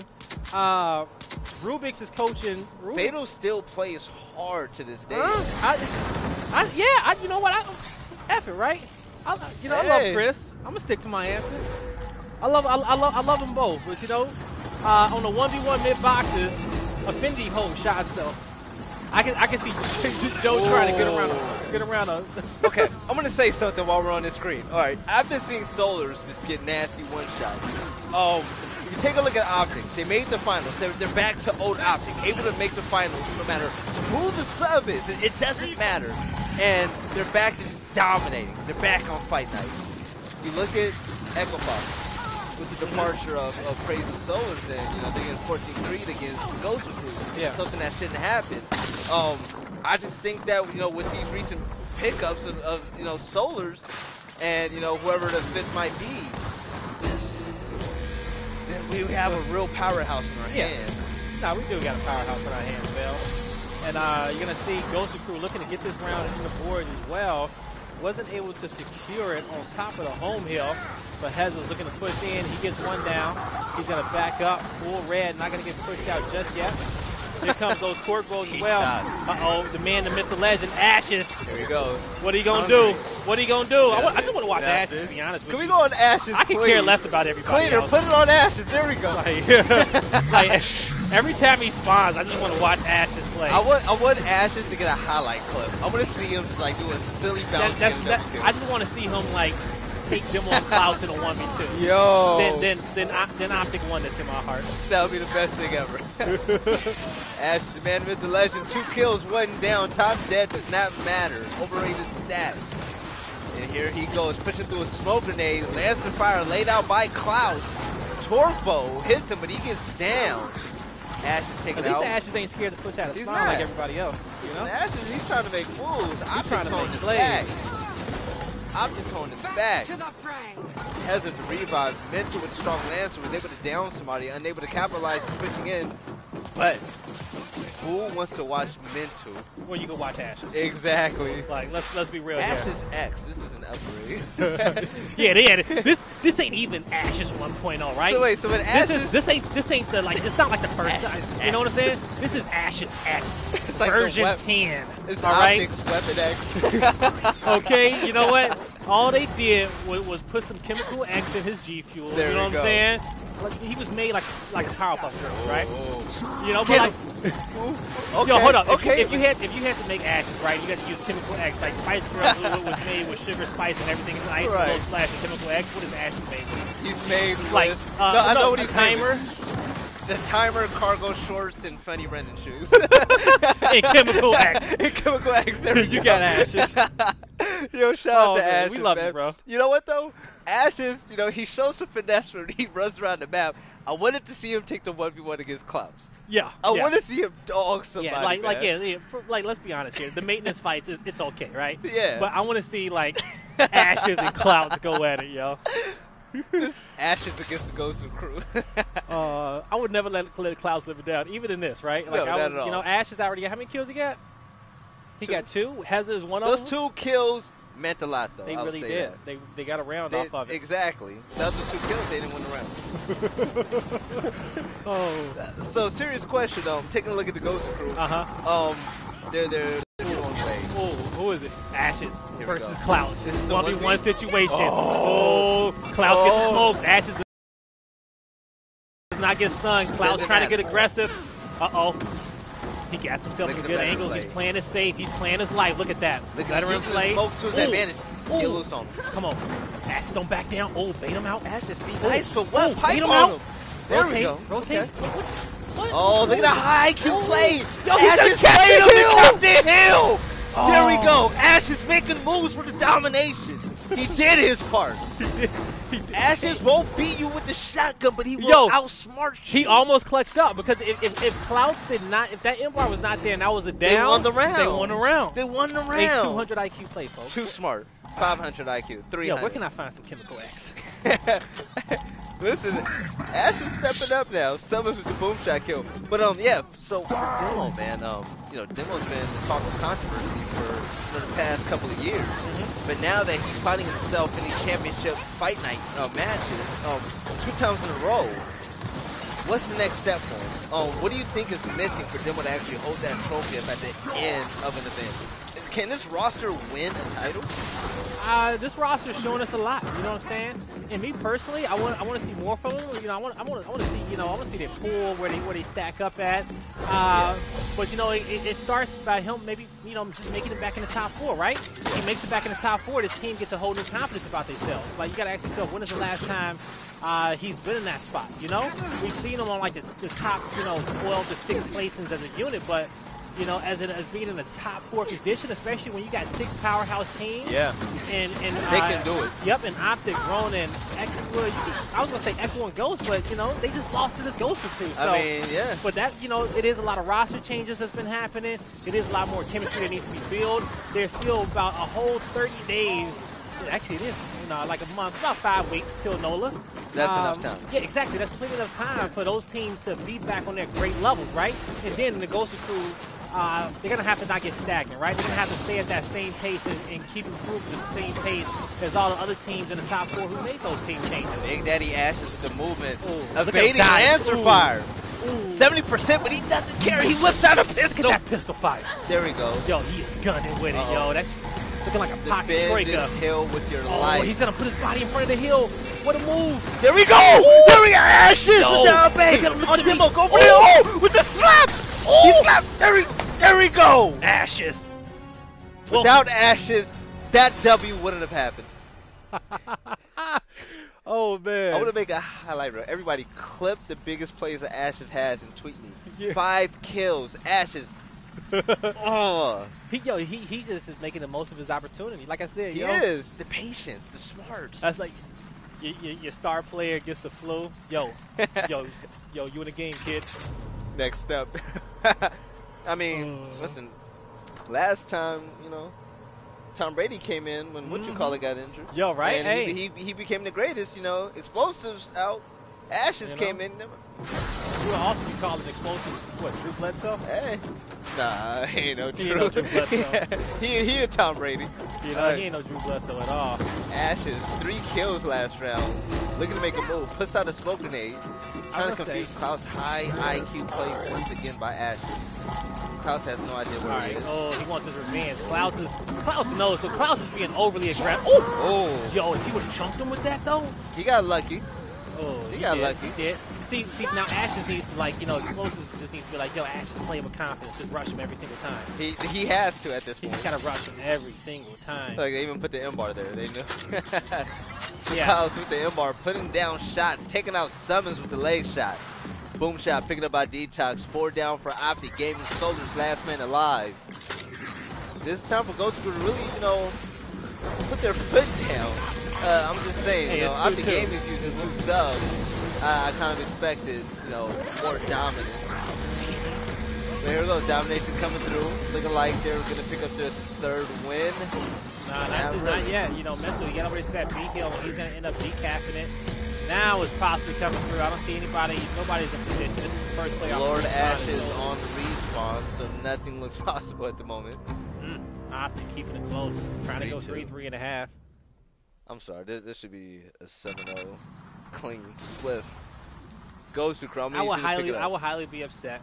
Even if Gosu crew isn't trying at 100% because you got 7 subs on the side of OpTic Gaming. But still, even if they lost first map, I would be highly disappointed and highly happy with Ashes. Oh man, he's hanging in there. 5 kills. I will. You know what? Also, Ashes has the highest placement of any coach ever. I believe too. Top 2. Yeah. He has the highest placement of all the coaches, so we got to give him that. What was Affinity's highest placement? 3rd, I believe. I think you're right, yeah. 3rd with Fallout, Fallout, Scenarios, and damage. Get Bronco, right? MLG Anaheim. Yep, get Bronco, MLG Anaheim. They got 3rd. No, or did they make it to the finals? Oh, no. Sorry, no, they got. I would have known if Fallout was playing in the finals. They got 3rd. Yeah, Fallout was. He would never let that live. Ashes taking out Klaus. Yo, look at the aggression. Yo, Ashes, don't go 1. Oh! Yo, he gets that amazing. They got lucky. Yo, the Ashes did dog Klaus in the 1v1. Come on, Klaus. What's up, man? I'm just saying. Yo, Klaus could literally win 10 1v1s and lose to 11. And I'm like, come on, Klaus, what's going on? when you go against the likes of Ashes X. All right, heading into halftime. Oh, man. All right, so actually, you know what? I'm having more fun than Ashes is playing this than any other sub they could possibly get. I love it. The fact that Ashes I want to see the upset. I would have too. I want to see the upset. I want to see Gosu Crew just put the nail in the coffin. That's what I want to see. But also I want to see Ashes just like get more kills in the process. All right, you look at the deck. There's 2 COG members going against 1 Swarm from Ashes. Getting hit with Lance-Craft, but also landing back out there. He's going to go ahead and get in cover before he gets down full red. Oh, with the turnaround. Takes out Heza. Heza gets Roll Star. Ashes. Out for 1. Gets the 2nd kill. Klaus. Also a victim. Demo. Oh, not Demo. Demo backing up. Yo, would you believe me if I told you that Heza's like 2 kills from being on swords by Ashes? Yo. All right, Demo taken out by Solus. Ashes with the huge play. Getting a double kill, extending his kill count to 8. Yo, you know what the X means? Swords. Oh man. Heza did get turned on. Ashes put out Lance Rider, helping out Mento and another teammate Zovio. Turning a 2v2 into a 3v2. Here we go, Klaus getting down by Ashes. Ashes statting his stats at the moment, but his Lancer gets hit. Uh-oh, smoke coming out. They're trying to get some position on top rock. And so here we go. I want to see some more high-level gameplay from Yo, Mental is just holding off, making sure that nobody can kind of get position on Ashes. And Mental's like, yo, Ashes, go up there and get him. Go up there and get him, Ashes. Go sick him, Ashes. The pit bull. Oh. Okay. But, right. Yo, the funny thing is that Mental winning that fight, don't you know how when you got to get in a fight and your big brother's there with you? Mental was watching the whole time. Mental was watching over him. Come on, you got this. You got this. Ah, I got it. Don't worry about it. Shout out to Ash's domination coming through. OpTic Gaming looking to take the round. Trying to bring it back to 3-4. You know, hey, with Solar's on the team, you never know when Ash is going to sub in. Looking like old times. Old times. All right. Mental putting out some forward fire. The Gosu Crew fighting for their lives to keep their home hill. Doesn't look likely. There's 1 more player left alive to go ahead and push it. He gets the kill. Detox. Extending the round for his team with a headshot on the summons. He's in the back up and pushes 1v1 against Mental. He gets full red. Mental missed rolls. Gets chunked by Detox.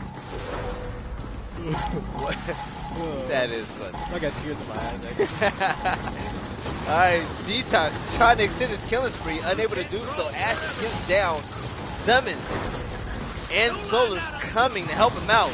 Yeah. Ashes gets up, gets killed immediately. Vital Sam saw the biggest threat on the map and knew he had to capitalize, taking out Ashes in domination. Yeah, so here we go. This E-Hill is going to be starting to get capped up here by OpTic. And you take a look at the scoreboard, you know, OpTic with a good 50-point lead. And they're going to be grabbing that home hill as well. So, starting to set up. We'll see what can we see the overhead map for like 2 seconds? Oh, no, we'll see it later. We'll see it later. But, Demo, he's going to be rotating back, trying to get through control room. He's going to be having his teammate on him as well. You see OpTic with the setup. They got both game rooms in their control. So it's hard for Gosu Crew to get up there and kind of touch that neutral hill. OpTic just want to make sure they get one on the board. And see, Demo knows that he has to kind of push through control room. But it's hard because these guys are watching him, right? He's going to take some damage in this transition. But if he gets to this home hill, he needs to kind of recognize that he needs to this guy just go try to fight that 1v3 on the other half of the map to get that neutral hill for his team. Heza coming up once again for a flank, gets turned on by Mental. Mental going for the double kill. And a COG victory going for OpTic Gaming. 3-4. All right. It shouldn't be this close. It shouldn't. But you got Mental on the team. And Solus. And Summons. You know, sense. and can give Zabio some love. And you got Ashes, you know, he got the highest placement of any coach. You know, 14-3 Echo Fox and struggle against sub gaming. Actually, well, I was actually about to throw Prison in that mix, but Prison's an analyst technically. So Prison can play still. Oh, Prison can bang. Like, if Prison wanted to really dedicate time. So this is my thing. I feel like a lot of teams, like, honestly, when this game first came out, right, I feel like a lot of teams failed not making better use of the veteran players who were trying to play. Competition. No, it was also egos too, right? It was egos and competition. They thought they were too good for them. A lot of people, they failed in getting some of the veteran leadership when they were playing this game.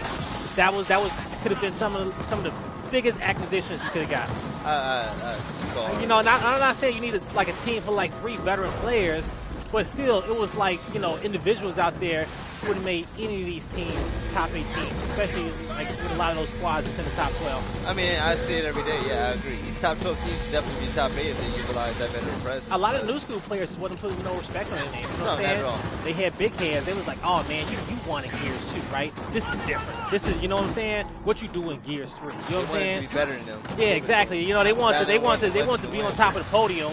You know, but you gotta respect who helped build the podium. You feel me? You're gonna stand on top of the podium. You gotta respect who laid the foundation of that thing. Exactly.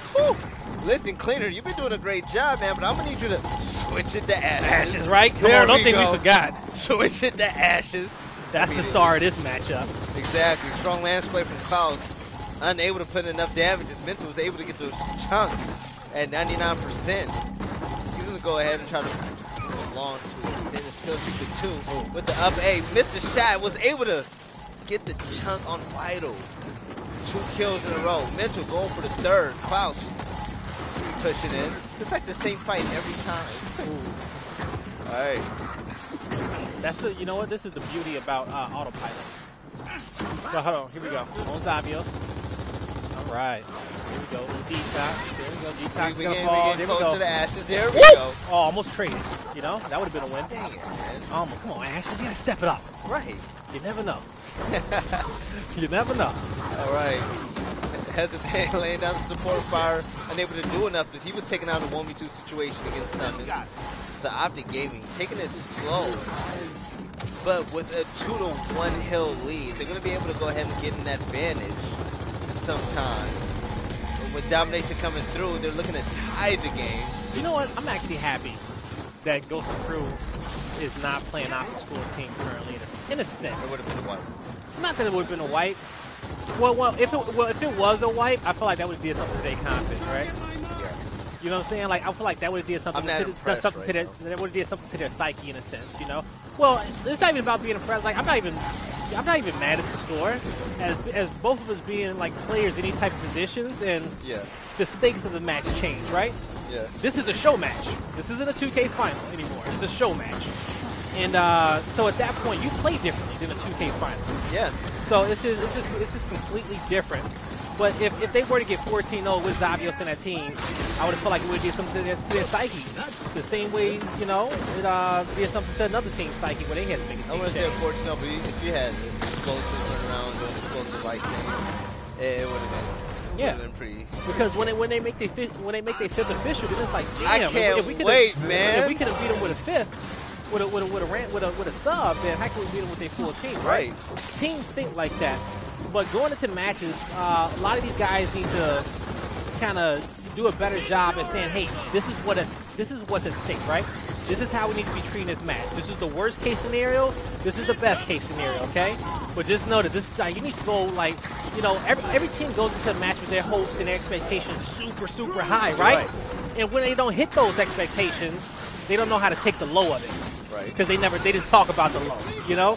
So it's just like it's a lot of mixed emotions and mixed feelings because everybody's aiming so high as you should, but there needs to be another party that knows that, hey, if we don't hit this mark, what's next? You know what I'm saying? If we don't hit this mark, we need to understand. So there's levels to this. Yeah, it is. This is levels to a lot of things. 4-4. Ashes 12 kills. This is killing me. Yo, Ash is out there putting in that work. He really is, though. So I saw some tweets about Fatal and Ashes having a 1v1 on land. we sparked something. Oh, did you? Yeah. Fatal and Infinity or Fatal and Ashes? Fatal and Ashes. Okay. I want to see Infinity in that mix. Can we get like let's get Ashes, Fatal, Affinity, and a free for all and Mercy. Ryan? I throw Ryan. You want to throw Ryan in there? Well, who else we got? Prison and everything. Nah, it's just doesn't count. You know what I'm saying? It doesn't count. True. You know, I want the top 4. Yeah, so I want the top 4 there. So I want Ryan. So smoke grenade, and once it goes off, everybody get busy. Yeah, Ryan could be an upset, right? Ryan can cause some upsets, you know. Ryan versus Affinity round 1. Escamani plays a lot. Nah, I watched Escamani under pressure. Was it ugly? I watched Escamani crumble under pressure. Thank you for reminding me. Escamani has a shaky thumb? Oh, that man. No. That man gets into a pressure situation, and I swear, yo, his hands, I swear, you can raise them up in the air, and they just dripping water. Just dripping. Esca. All right, here we go. 4-4. That's why some people, they know but at least I can give Escamani. Escamani knows his place, so he's like, hey, there we go. I'm a coach, and I know that. I ain't taking that from nobody. He takes pride in that. Yeah, and that's the coaches I want, right? I love coaches who actually take pride in their actual job and try to give it 100% at all times. Also, not even just trying to give it 100%, but also trying to be an innovator, right? Yeah. Be an innovator with your unit and come up with different ways for them to practice, for different ways for them to learn and educate them, and just make the whole flow of the team a lot smoother. Yeah. So heading into New Orleans, with all these team changes happening, who would you like to see in the top 4?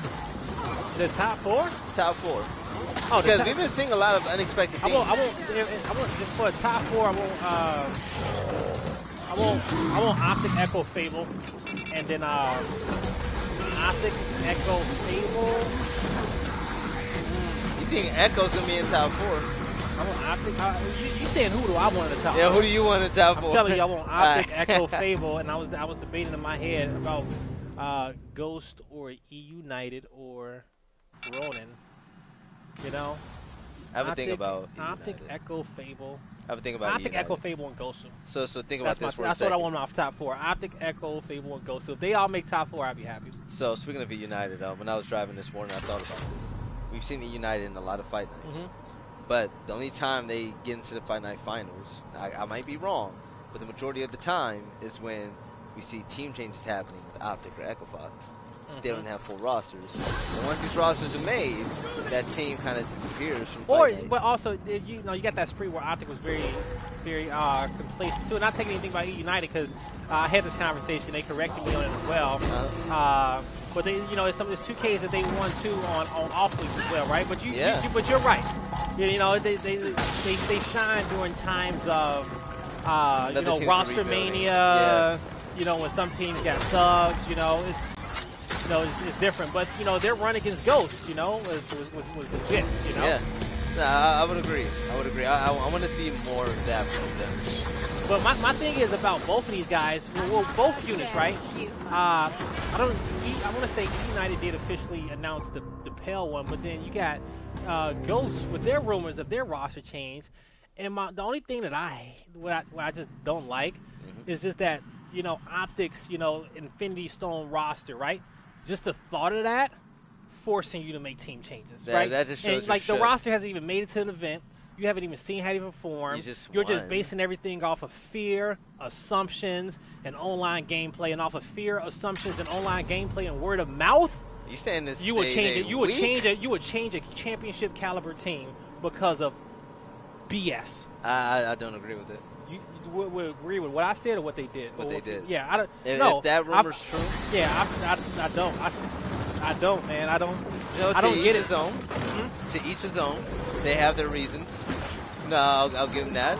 I just don't agree with it. I don't know. We'll see. I was a big fan of Ribs, but you never know. Ghost Gaming, they're a different team on land compared to online. So I don't think that we'll ever see who they really are until the one comes around. We won't. But people can't get so. Solars, dog, Solars. Oh no, he did not. Solars. Don't do it to him, Solars! Oh. Okay. He was working it. Jesus. He was working it up there. Right. All right, here we go on Ashes. Breaking hills. Making plays. Okay. Ashes trying to extend the round for OpTic Gaming. Unable to do so. The Gosu crew. Fighting for domination. Hey, they can come out of here with a 7-4 victory in map number 1. If this went to a round 13, I would have been highly disappointed in Gosu Crew. Like, come on, fam. Come on. All right, 7-4 for the Gosu Crew. It seemed like they pretty much picked it up. Picked up the tempo in the second half of that. Yep, they did. Yo, if Explosives runs front spawn, I want to see Ashes in front spawn on Foundation. You want to put him in a fire like that? Yeah, no, y'all put Ashes. He front spawn certified. This is Ashes X we're talking about, okay? Right. All right, so I want to see Ashes on front spawn number 1 going right into the fight. There we go. All right, first man on duty. So Ashes is a sub, but also he's been behind these players for, multiple years. Yeah. What do coaches bring in an aspect of making the team better in Gears of War, and how does each coach differ? Well, so the thing is, especially when it comes down to those coaches, you got to ask yourself, first off, you got to identify what's your team. Who the players are on your team. Yes. And then also the identity of the players as well. Correct. And you got to do that because every team's going to need something a little bit different, right? Yes. But this is a long-winded response in which I can give, and I'll give it into map number 2. Okay, we'll touch base do that. So congratulations to the Gosu crew winning map number 1 behind Demo Bounce. But before we head into the second map, we'll see you guys after the short video about the Gosu crew. Me, I bring energy, but I'm more of like, I do everything. Like I'll call out if someone misses a call out, fill in a lane. I'll slay when I have to slay. I'm the all-around player of our team. When we're at our best, it's like the game is easy. Like the game is so easy, which I wish it could be like that all the time. But like you're not gonna play your best every time. But when we're at our best, we're at our best. Like it all comes back with communication. If we're all like on the same page, then it's like, all right, now we're back. Like this is how we're supposed to play. If we are bickering and stuff, that's when we're playing our worst. Like that's our bad times. By the end of this season, I want to be, if not a champion, on the verge of becoming a champion. I need a championship. I've been playing the game too long. I've been playing since Gal 2. I was that kid in the pub that was screaming at you because I was killing your entire team. I just need to win a championship. I gotta know what that feels like.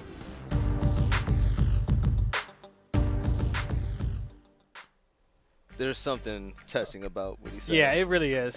He said, I either want to hold a trophy or I want to be on the verge of holding a trophy, right? That's actually pretty deep if you think about that. I got chills on that one. Think about that. Because when you think about players such as, Sleepy Time Identivs, like you can't let losing, defeat you. Just knowing that you're going through that progress to winning that trophy.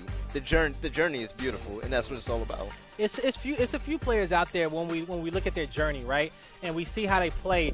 It's some players out there who grind, and you feel their passion every time they're playing, and you just can't help but to root for these guys.